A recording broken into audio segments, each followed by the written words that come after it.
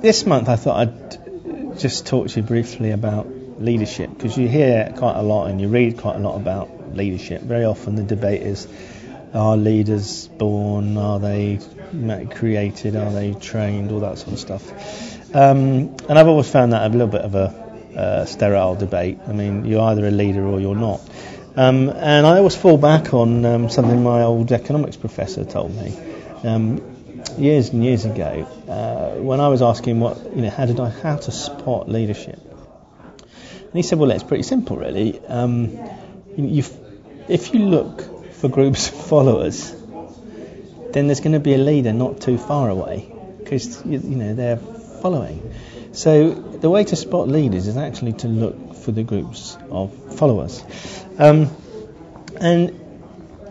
in my experience, there's a huge difference between leadership and management. And I mean, I consider myself actually a reasonable leader and a very poor manager. And the reason is that leaders tend to deal in black and white. They deal in the right brain and emotion, and they tend to appeal to the greater good in all of us, and they tend to inspire and give people something bigger than themselves to believe in, and all those sorts of things. Whereas a manager, rather than dealing in black and white, let's put a man on the moon, as in a Kennedy approach, they deal in really fine shades of grey, and in KPIs and measures and timetables and and all that sort of stuff. So usually a leader is, in my experience, is someone who's got a group of people following them, and they'll be in your organisation already. You may be one, you probably are one. They'll tend to paint pictures to people that switch them on. And actually, I've always found that a great leader sort of plays to the basic human needs that we all have, the really sort of deep ones, which I describe as being the need to get better and improve and win and whatever, just improve and develop. And equally the ability, the need to contribute and be part of something bigger than just your own sort of neurosis that we all have, and story that we have in our heads. And good leaders tend to offer those two things: the ability to win and get stuck in, but also to be part of something bigger. So if you think about leaders, great leaders in the past. I mean, let's look at Gandhi. What did Gandhi do? Gandhi brought down the British Empire by walking to the sea.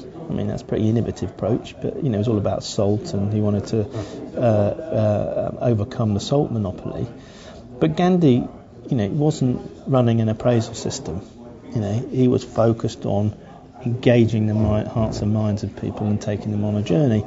Mandela, he wasn't really interested in health and safety policy in all those years that he was locked in, Robben Island. He was trying to engage the passion and energy of people in a dream.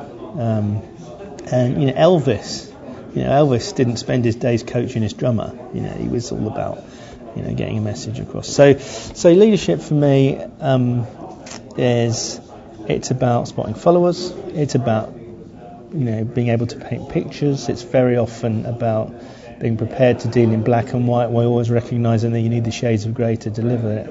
And it's finally mostly about inspiration and not motivation. Motivation is something that tends to come from within, from the individuals, and needs to come from within. You can't. I don't believe you can actually motivate someone else, but you can inspire someone else to motivate themselves because they want to be part of something that you're doing. So, and we're all leaders in different parts of our lives at some point or another. Nobody's a continual follower, or an inanimate object. But in business, leaders tend to be those that have got followers. They don't necessarily have to be gregarious and sort of Lee Iacocca, big egos. But you'll find a leader just in front of the following crowd.